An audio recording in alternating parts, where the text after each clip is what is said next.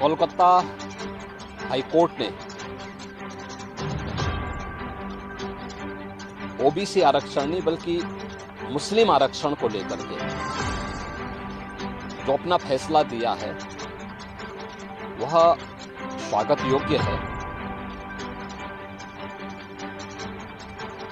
भारत का संविधान धर्म के आधार पर आरक्षण की अनुमति नहीं देता।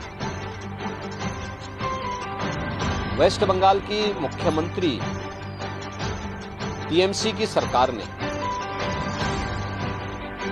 राजनीतिक तुष्टीकरण की पराकाष्ठा पर चलते हुए सन 2010 में 118 मुस्लिम जातियों को जबरन ओबीसी में घुसेड़ करके उन्हें ये आरक्षण दिया था। यानी 118 ये जातियां, इसका मतलब ओबीसी का हक जबरदस्ती हड़प रही थी। और इसी असंवैधानिक कृत्य पर माननीय उच्च न्यायालय कोलकाता ने टीएमसी गवर्नमेंट के फैसले को पलटा है और एक जोरदार तमाचा मारा है।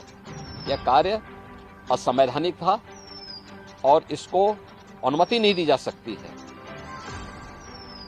स्वाभाविक रूप से बाबा साहब भीमराव अंबेडकर ने भी देश के संविधान सभा में इस बात को कहा था, बार बार कहा था।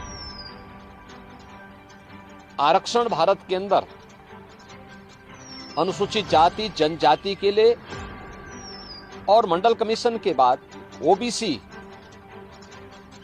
के सामाजिक और आर्थिक पिछड़ेपन को ध्यान में रखते हुए यह आरक्षण की व्यवस्था की गई थी।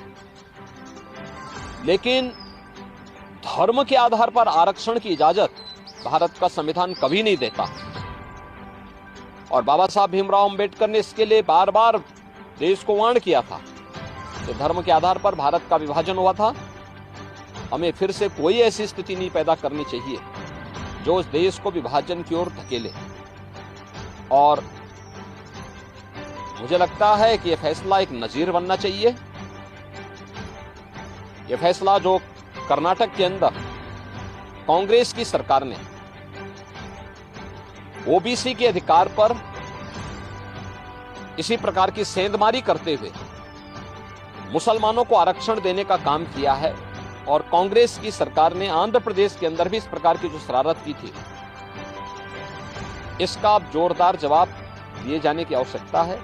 और मुझे लगता है कि किसी भी प्रकार के उस कार्य को जो असंवैधानिक हो, भारत के विभाजन की आधारशिला रखने वाला हो, भारत को कमजोर करने वाला हो, उसको कतई स्वीकार नहीं किया जाना चाहिए।